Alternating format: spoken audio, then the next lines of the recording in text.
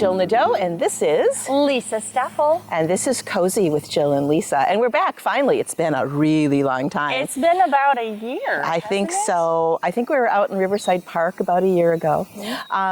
We have busy lives, and we did have a fan.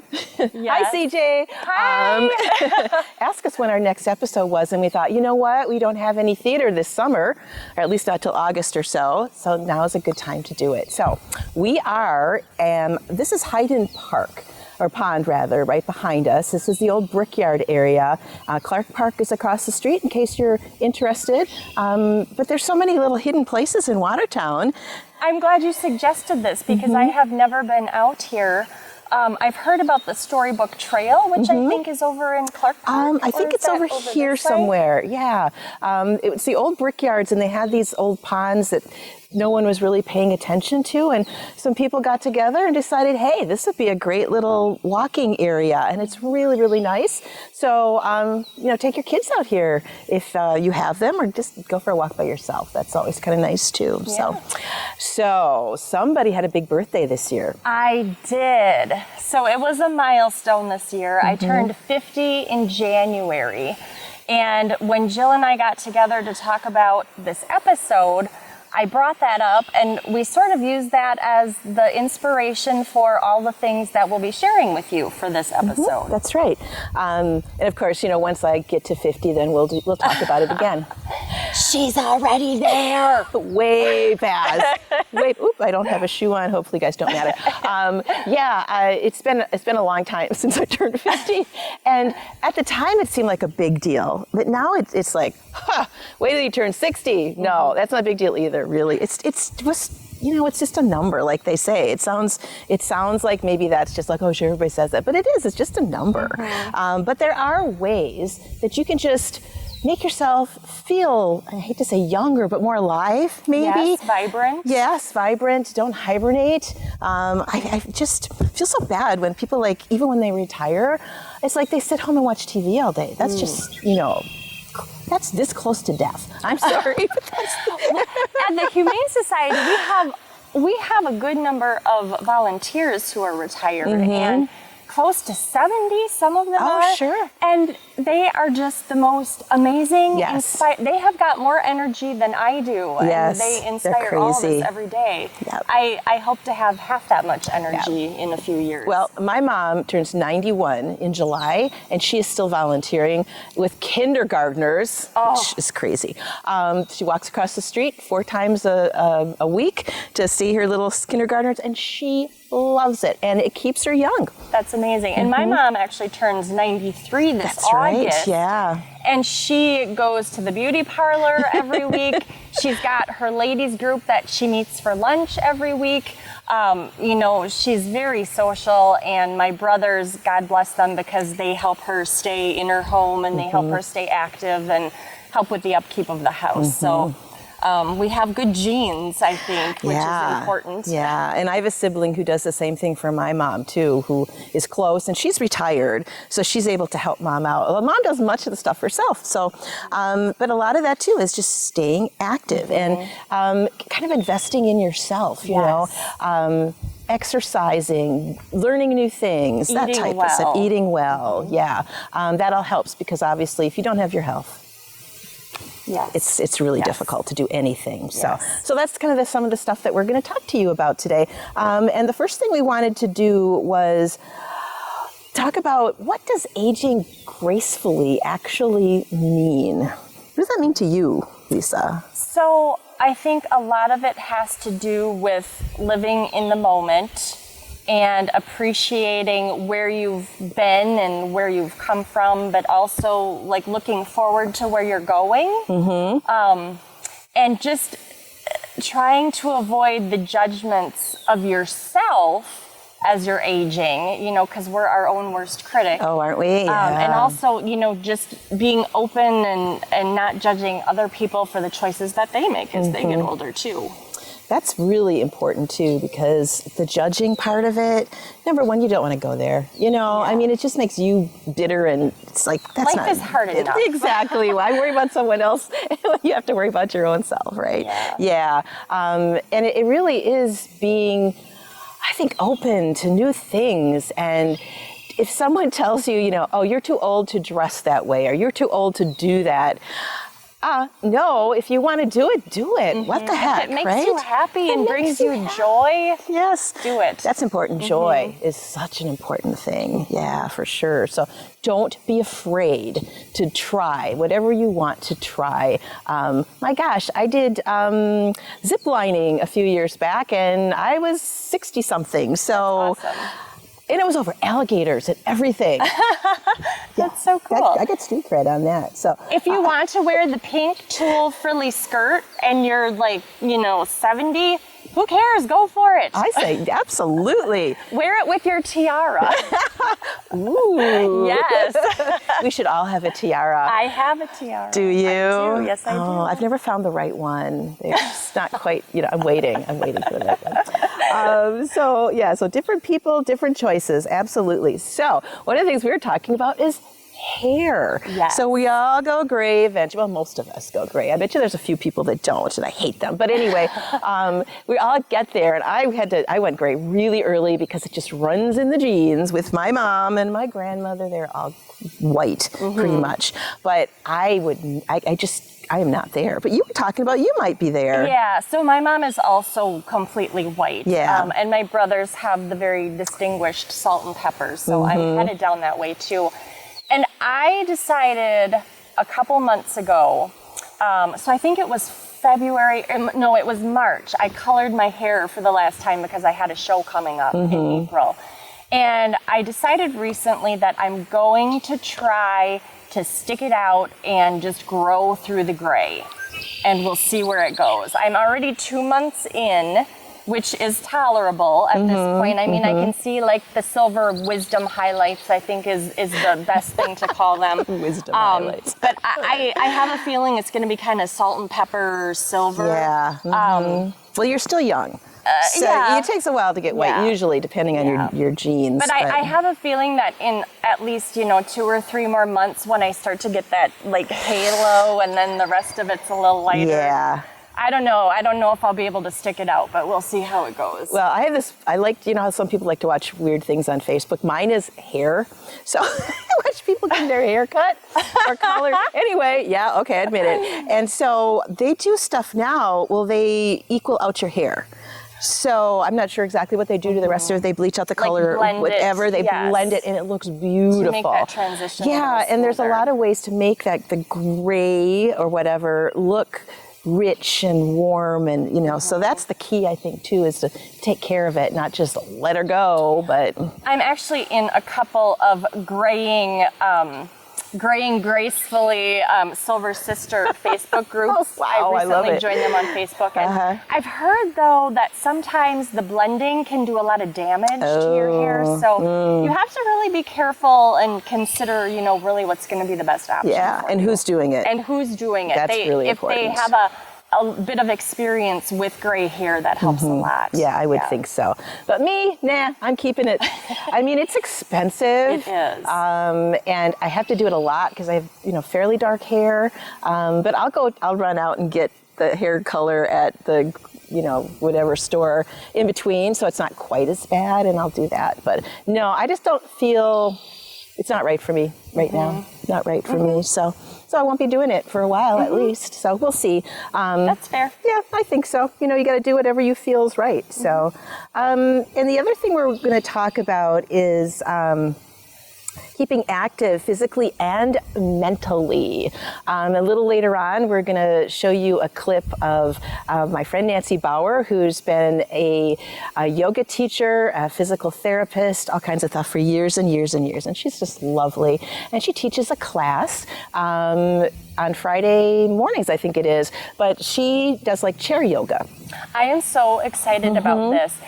It's so funny because lately in my Instagram feed, a Yes. lot of those chair yoga program snaps have been coming Yes. through, and so I'm excited to try this and see what we can do. Yeah, with it. and what's nice about it now with her class, she'll do, if you need a chair, use a chair, and she can adopt some of the regular poses for you.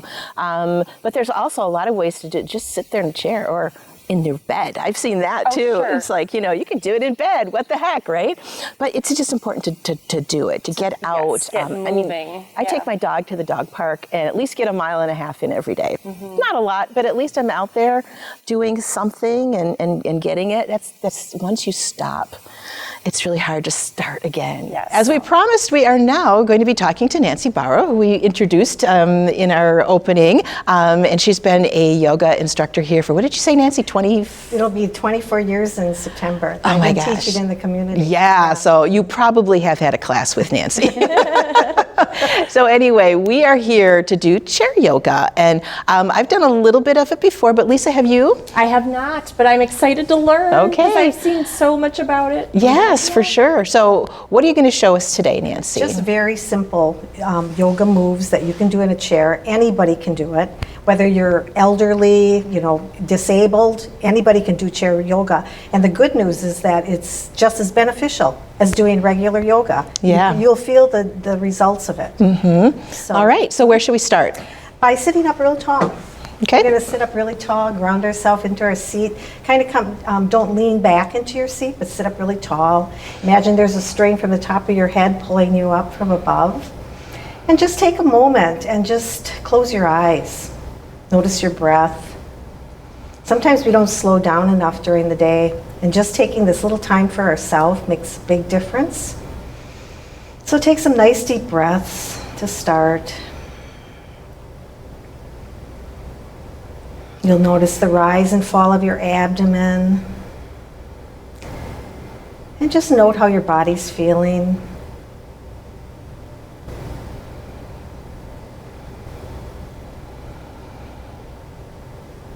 Good, and then gently open your eyes, and then we'll do a few shoulder rolls to start, drawing your shoulders to your ears. Inhale, and then draw them back and down.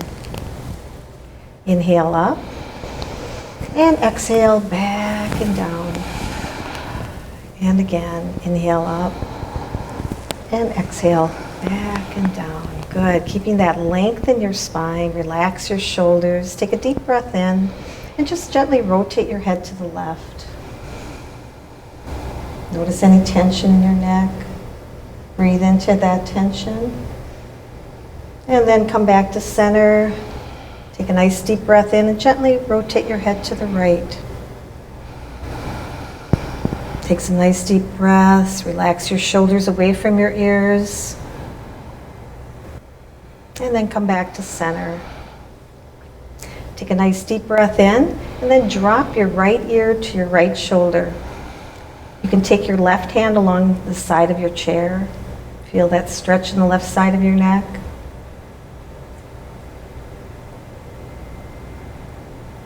Good, and then back to center. Inhale, exhale, dropping your left ear to your left shoulder. Take your right hand along your side of your chair. And then breathe into any tightness. Just allow it to soften.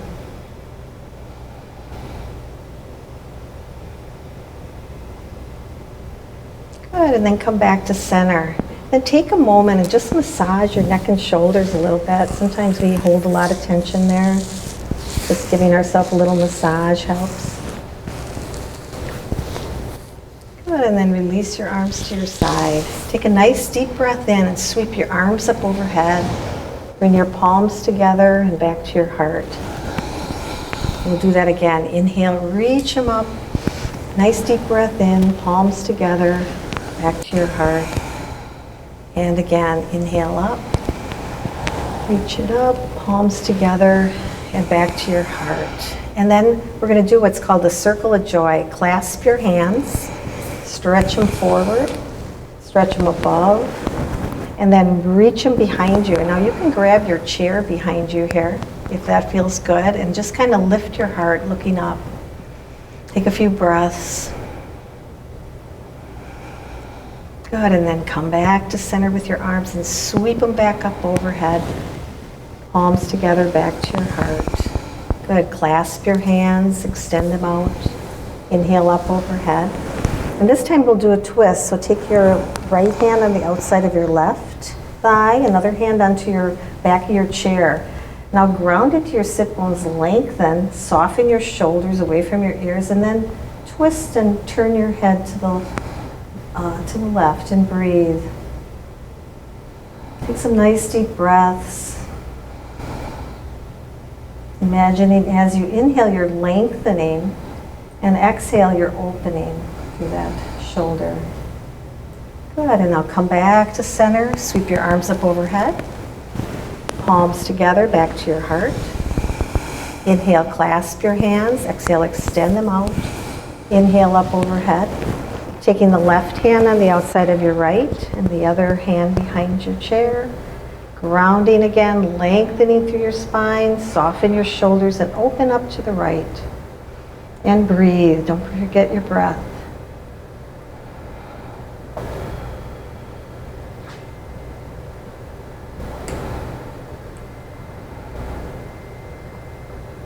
Good, and then come back to center. Take a nice deep breath in.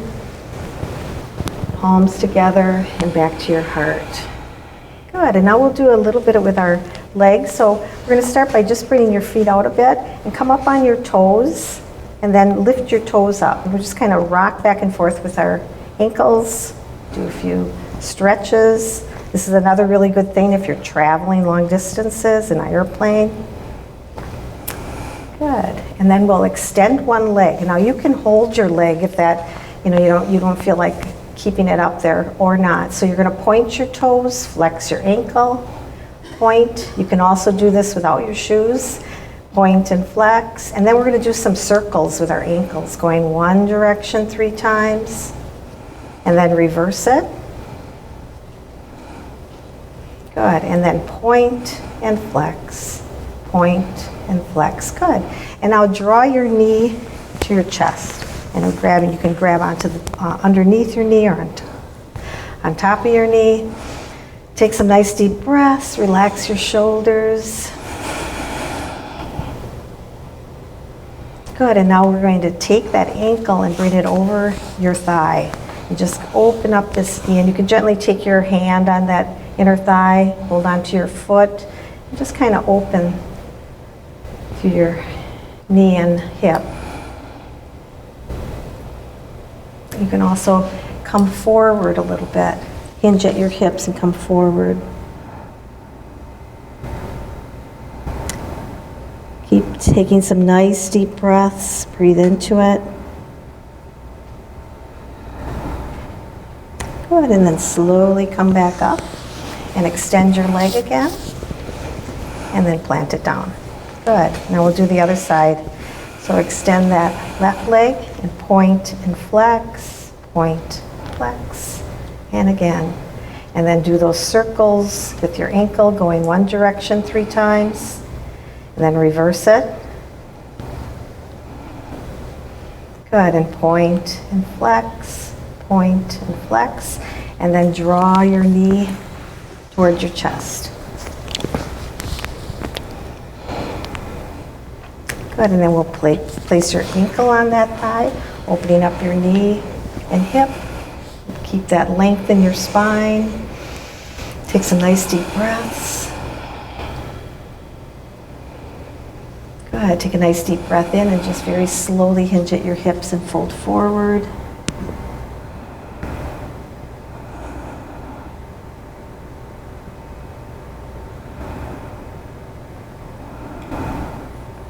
Good, and then slowly come back up, and then extend your leg and plant it back down.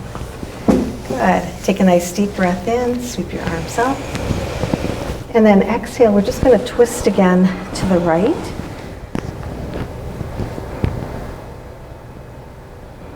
Good, and then come back to center, sweep your arms up, and we'll twist the other direction, to the left.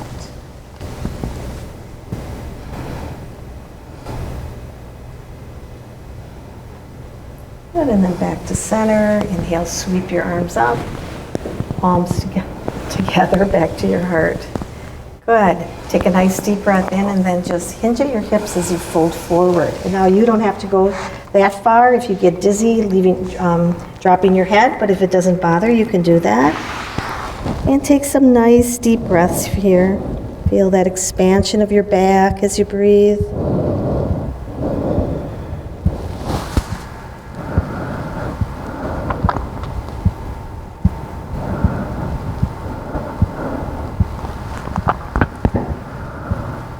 Good, and then push back up with your feet. Inhale, sweep your arms up. Palms together, back to your heart. Good. Then we'll extend one leg out to the side. So let's start with our right leg out to your side. The other leg is in front of you, knee over your ankle. Take a nice deep breath in. And then exhale, take your right hand on the extended leg and fold over gently to the right and breathe.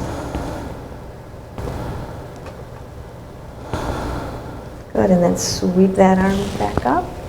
Exhale, release your arms down, and then bring that leg to center, and then extend your left leg out. Ground that foot if you can. Good, and then sweep your arms up. And then exhale, take that left hand and fold gently over to the left.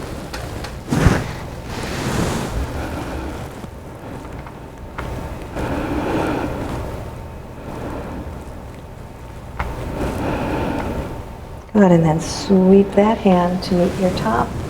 Palms together, back to your heart, bringing your leg in. Good, just kind of do a few shoulder shrugs here again. Easing up any tension. Good, and then we'll take our right hand, right arm, and just bend your elbow, bringing your hand onto your back. Taking your other hand on that elbow and just kind of stretch it back. You'll feel that in your triceps. Take some nice deep breaths.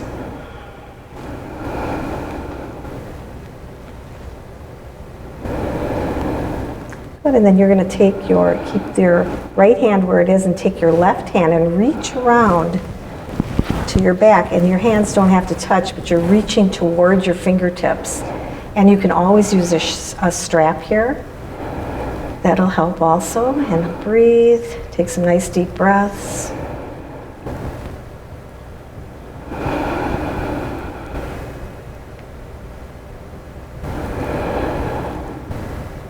Good, and then release your arms, shake them out. Take a nice deep breath in.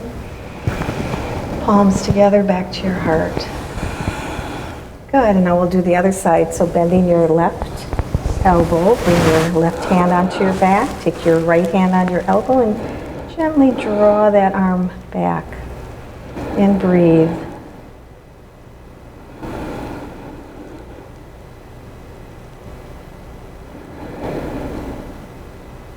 Good, and now we'll reach around the back with our right hand.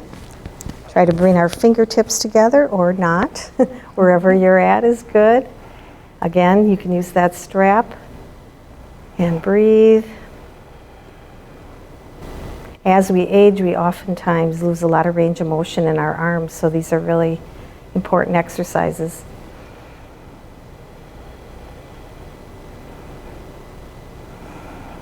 Good, and then release your arms. Good, and just kind of shake everything out.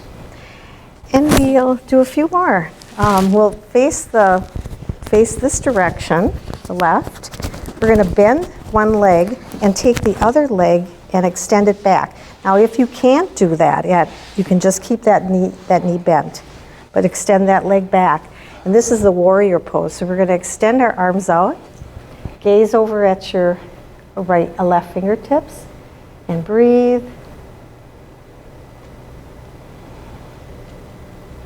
Good, and then take your right hand on your extended leg and then gently fold over to the right.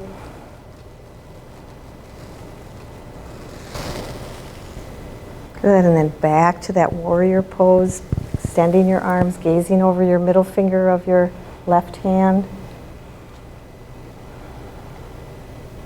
Good, and then release your arms down and bring your legs out in front. And now we'll do it the other side. So twist your toward the right, bend your right knee, plant that foot, and extend that back leg. Extend your arms out, shoulder height, gazing over your right hand, your middle finger of your right hand, and breathe.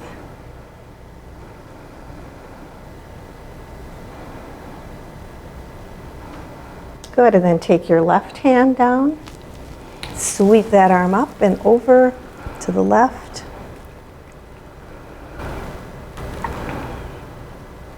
And then back into warrior two. And release your arms down. Excuse me. So we'll end with just sitting up really tall as I lose my voice. And we'll just close our eyes and take some nice deep breaths.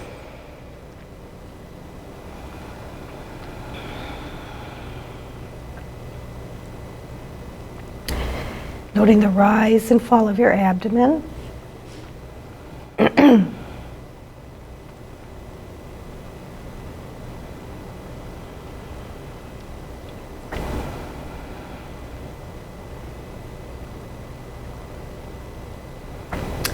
And then slowly open your eyes, and you should feel more energized.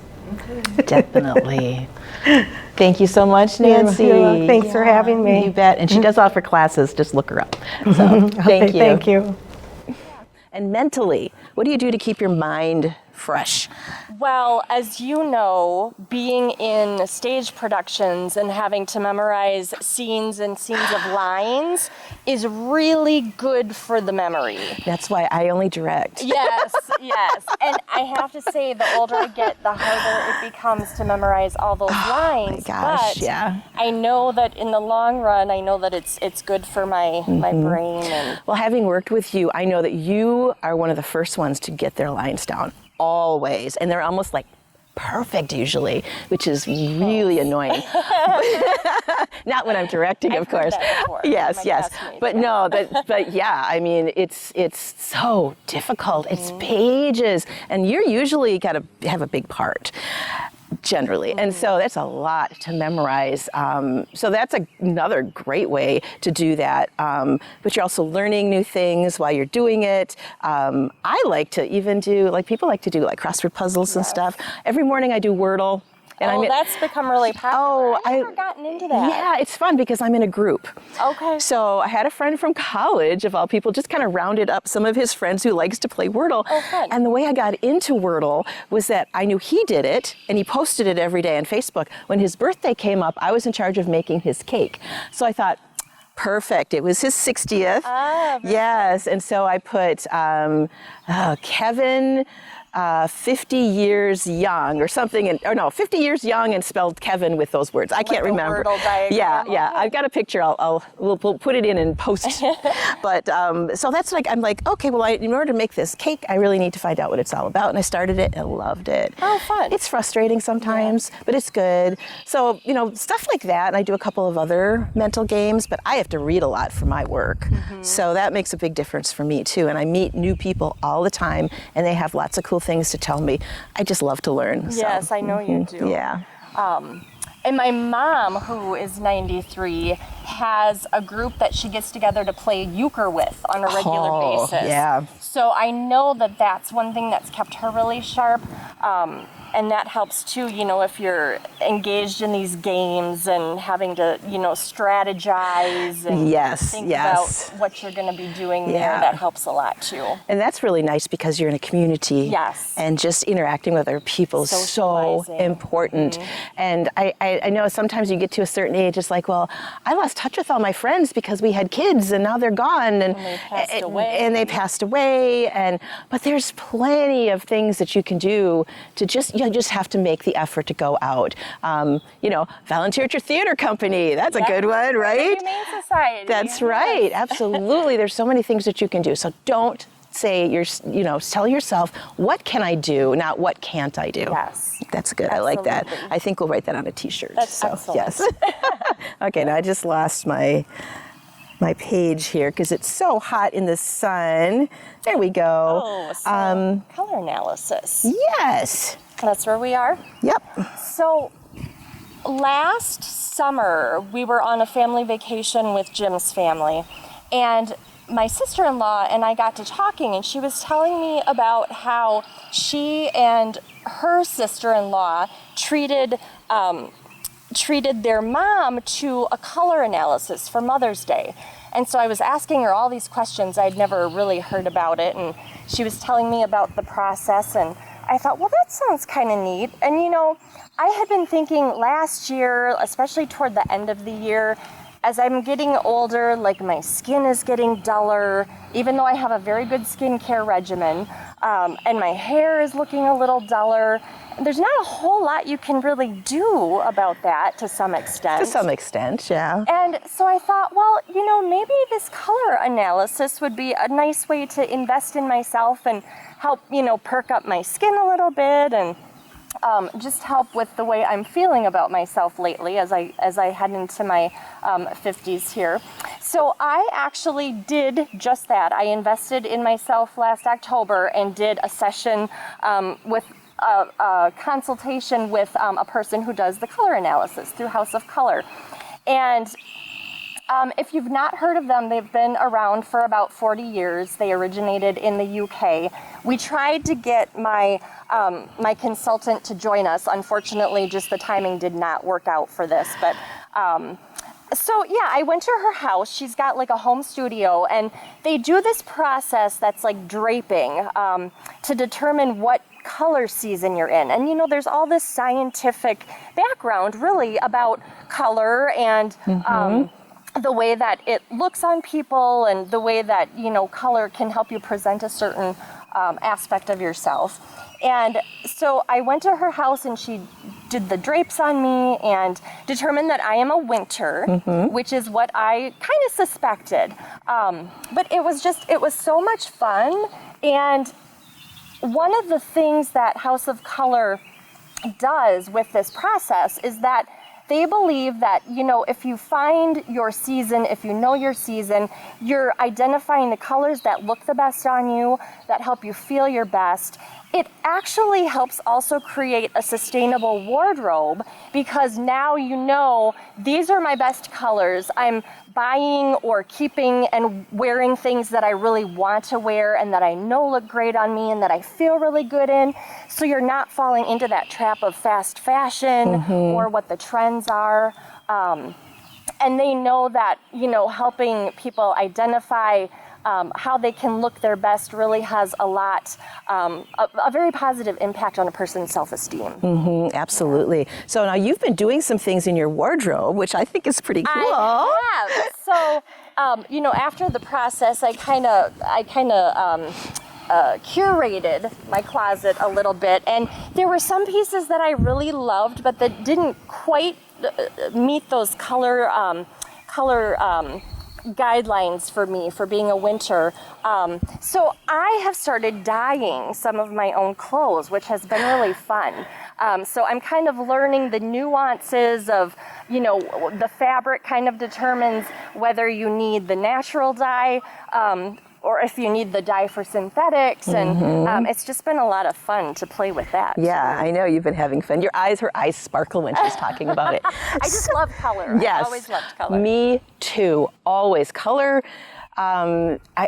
I think one of the worst things that could happen to me is if I couldn't see color anymore or feel color. I can feel color. The energy of color. I love that. Yes, absolutely. Yeah, and because I've got an art background, that's always been important to me. Interior design has always been important to me, that the color that surrounds you. Yes. I've been listening to the autobiography of Barbara Streisand, and she talks about color a lot. And I think that maybe it's an artistic thing, that it kind of comes along with it. So yeah. So how exciting! We'll have to talk to you more about it and see how things are going because I'm terrible. I mean, I love all colors. So other than white, I'm not a white fan, and I'm not a really navy blue fan. See, so I thought this was really interesting. So being a winter, I found out that white and black and silver are actually part of the winter season. We're the only ones that can wear the white and the black, or that really should wear the white and the black. Everyone has their own particular flattering shade of navy. And winters also are the only ones that really can be flattered by naturally silver or gray hair. Now we know where that came from. Yeah, so that's one of the reasons I'm going to try and see where this goes. And I forgot to grab my color fan. I actually have it up in my bag. But so when you do this color analysis, they give you like this little color fan that has all these swatches of the best colors for your season. And so when you're shopping, you can use that. And the point is not to match exactly the colors on the swatches, but to kind of spread out the fan and identify the colors that harmonize with the whole season, which is actually kind of fun. And it's really helped me cut back on like the impulse shopping. Because if I see something that, you know, oh, I really, really like that, I pull out my fan to see if it harmonizes, and if not, I don't, you know, buy it. Well, that's a good idea. And the other thing that I've noticed too is that before having my color analysis done, I had all these really fantastic pieces in my wardrobe.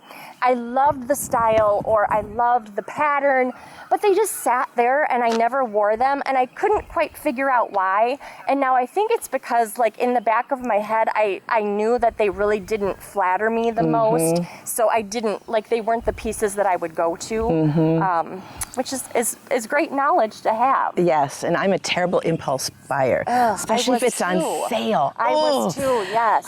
But you know, I don't go out shopping for clothes as much as I used to. I buy a lot online, so that's kind of helped, except then it's like, oh, these are for sale, and if you buy 5 more, you'll get free shipping. And sometimes it's really hard to tell what the color is going to be in real life. It is. You see it on the screen and it looks very different. Yeah, and you have to do that by knowing the company you're buying for and experience with that color and whether or not it's, Yes. So make sure that they provide returns. That's right. It's so important to be able to return. Let's see. Oh, okay. So we're going to take a little break, and I was a florist since, well, long story, but I got out of school at a really bad time for the economy, and I couldn't find a job. So I got a job as a florist. Yes, I have a 4-year degree, and I was a florist, but that's okay. I loved it, and I managed a couple of shops, and so I've got that background, but it drives me crazy when I see someone who gets a nice bunch of flowers and then just sticks them in a vase. So I am going to teach you a few tips for arranging your flowers. So I'm going to tape that at home because this is not the place for it. So we're going to go to that, and then we'll be right back. Okay, here we are. As promised, here is some simple tips on creating a really pretty bouquet from simple things like these that you buy in the grocery store, or even a florist, because they offer them too. And it's just a bag of flowers, basically. They're a mix, they're happy, they're usually in pretty good shape. You want to make sure you check, and usually there's a clear panel so that you can look to make sure that none of the leaves are rotting. You also want to make sure that the tops are nice and firm, that nothing is broken off, especially roses. You want to be very careful with the roses. 9 times out of 10, you're going to get a bunch like this, and you might get one rose in it. It's not going to last as long as the rest, but you want to make sure that it's as fresh as can be. So just squeeze it just slightly. If it's fairly firm, you know that it will last for quite a while. If it's really soft, don't buy it. It's not going to last very long. It's going to pop open if you're lucky, and you're going to maybe get a couple of days out of it, and that'll be it. What I've got today are mums, and I picked these up actually at Aldi's. They're only $4.99, which is a really good deal considering how fresh they are. I got 2 of them because I've got a fairly large vase to fill. You want to make sure you pick a vase that fits the flowers. This is a lovely antique one that I found at an estate sale somewhere. It's got a little chip on it, but who cares, because no one's going to see it once your flowers are on. So when you first get these, you want to make sure that you open these up with the scissors because you don't want to damage anything.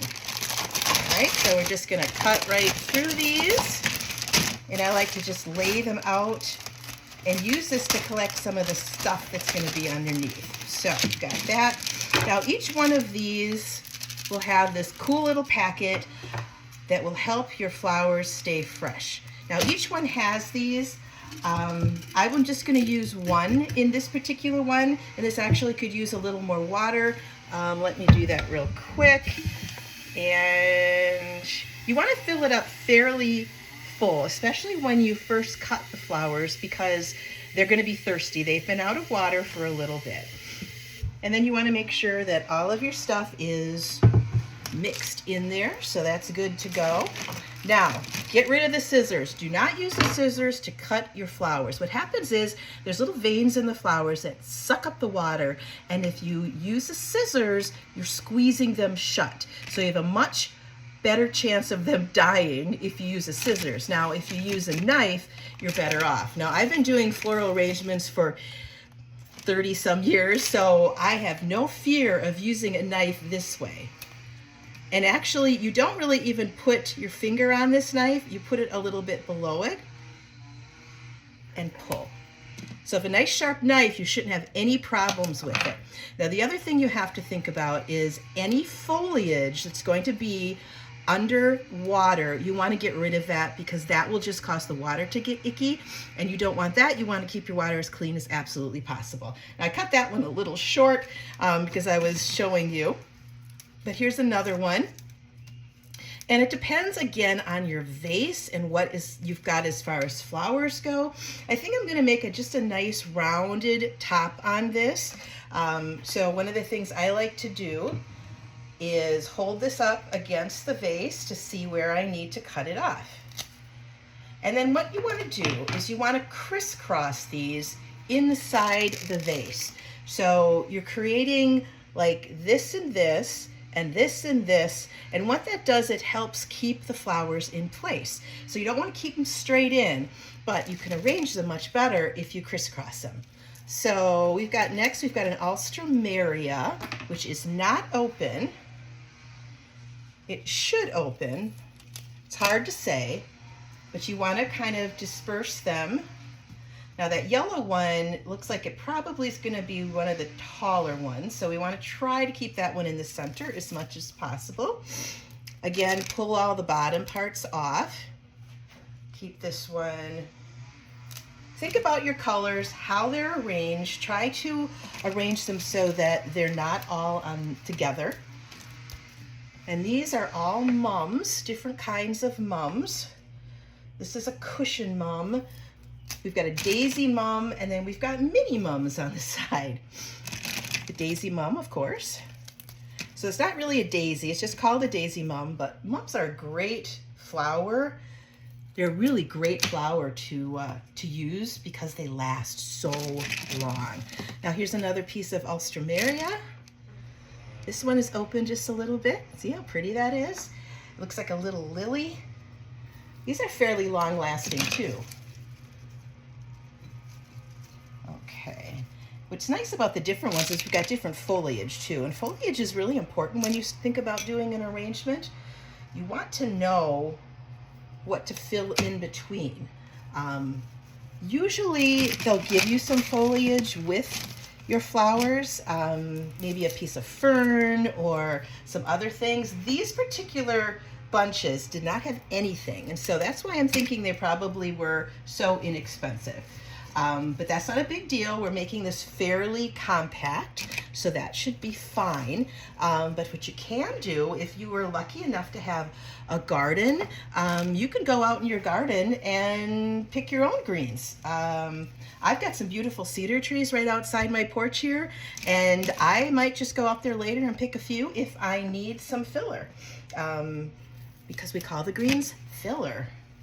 And here we get another Alstroemeria, and see how I've got these, there's 4 of them, so I've got them spread around so they're not all in the same place.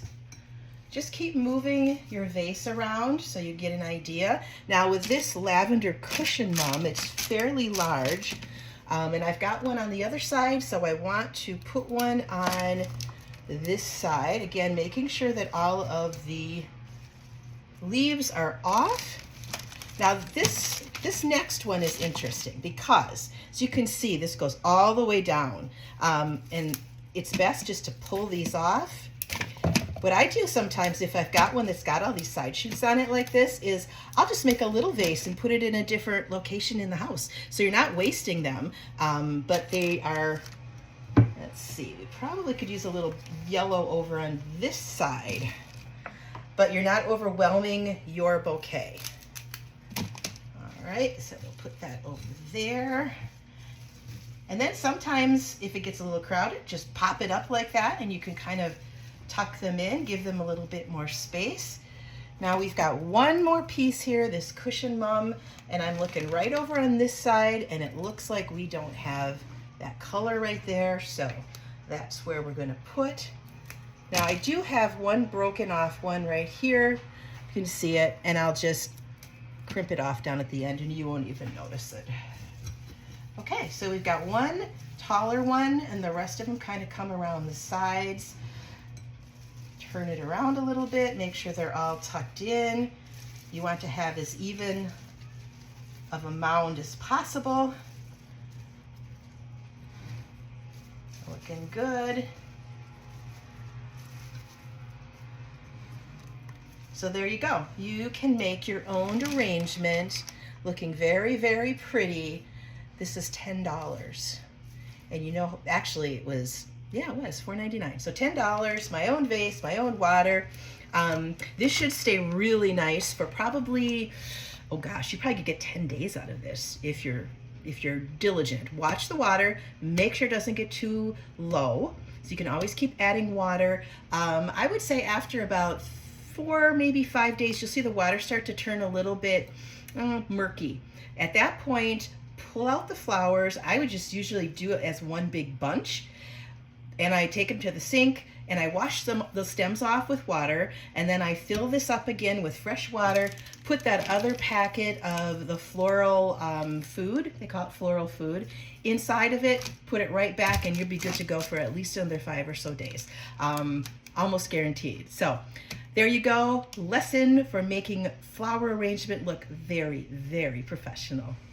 Careful with the knife, obviously, but don't use the scissors because that actually squeezes the little veins. So don't do that. You will not suck up water. You really need to use a knife. Just be careful. So a nice sharp one. Yes. It's not going to hurt you any. So the other thing that we were talking about was, learning new things and not being afraid to do stuff. And a couple of years ago, I went on a trip by myself. And I went to a familiar place. I went to St. Augustine, one of my favorite spots in the whole world. And I thought, you know what? I didn't have anybody that wanted to go with me. And so for so long, I've held myself back from going somewhere because I didn't have someone to go with me. I thought, that's just stupid. So I went on my own. I did I rented an Airbnb. I rented a car. I did stuff on my own, and I loved it. I mean, I love traveling with my friends or what have you, but you can do anything you want at any time and eat what you want, see what you want without having to compromise, because you do have to compromise when you're going with other people and consider their feelings. And I loved it. I would recommend it for anybody. I went to New York City. I was on a tour, but I was basically on my own. I didn't know anybody. And I had such a wonderful time. So I really highly recommend you try it. And there's a lot of places you can go for tours that are like solo traveling. And a lot of times you don't have to pay extra because you are a single person, because, they charge you extra if you, aren't sharing a room or whatever. So have you ever done anything like that? I have never gone on a major trip solo. The closest I've come to traveling out of my comfort zone was when my girlfriend Gina and I went to Boston the year that we both turned 40, and she has hardly ever traveled outside of the state of Wisconsin, and so I was kind of like the one heading up the whole trip at that point and trying to help us navigate through that, but never by myself. I'm not sure that I'd be quite ready for that yet, but maybe someday. Yeah, it's I wasn't sure either, but I will definitely do it again. It's kind of freeing. I would imagine Yeah, so. and because I'm by myself, I'm single. I don't have any kids to worry about. The only thing is my dog. Yeah. But that's the hardest part, is finding someone to take care of my dog. But other than that, I mean, I'm so flexible. It's lovely. So I have no problem with it.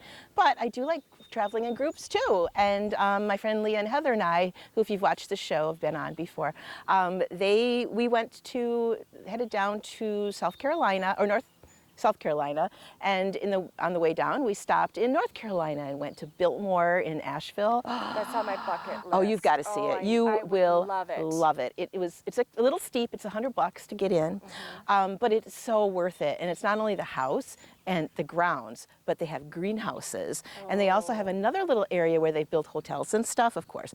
And they've got a dairy, their own dairy, so they have ice cream and things, and there's a winery there. And the restaurant by Biltmore was in the stables. Oh, neat. These horses had nicer living arrangements than most people at the time. Yeah, Yes, so. and I also took a trip earlier this year. For my birthday, Jim and I ended up going to down to Florida. I sort of just Googled on a whim what are the best places to take a trip in the United States in January. And so this little spot down in Florida came up, and it was absolutely beautiful. It's called Amelia Island, and if you ever have the chance to get down there, it's fantastic. There's a historic fort. Obviously it's right on the ocean. It's just beautiful. The shops and the locals were so friendly and welcoming, and it was just lovely to be down there, when it was so cold and frigid up here. Yeah, definitely. Well, it's fairly kind of near St. Augustine, which is my favorite. What I love about that area, there's not a whole lot of like touristy things, and it's not Orlando.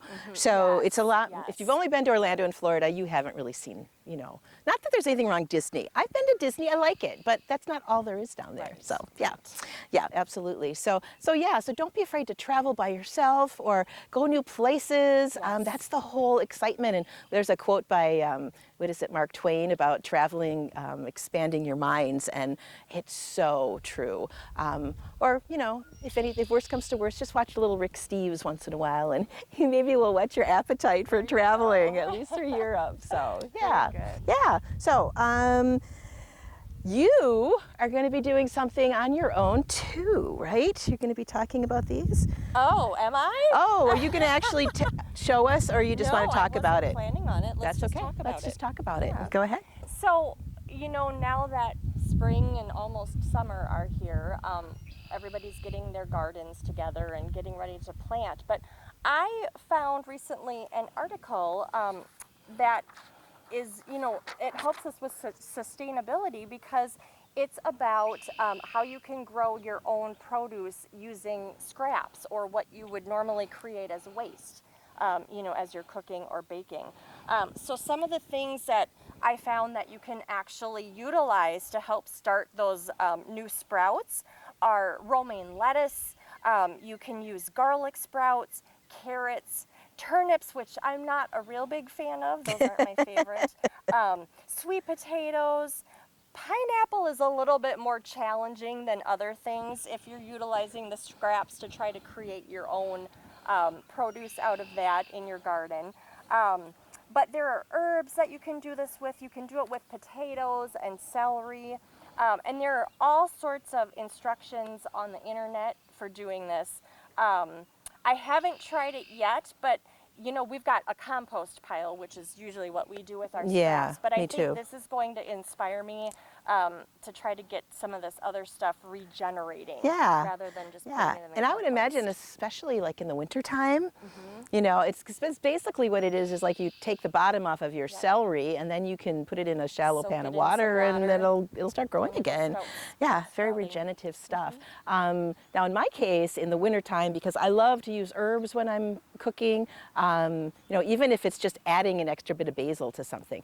But I got myself one of these little tabletop herbarium, I guess you'd call them. There's a light on it, and then you can get these little pods that are pre-packed with seeds, and you put them in this. It's hydroponics is basically what it is, because you keep filling it up with water and fertilizer, and then they grow too fast for me.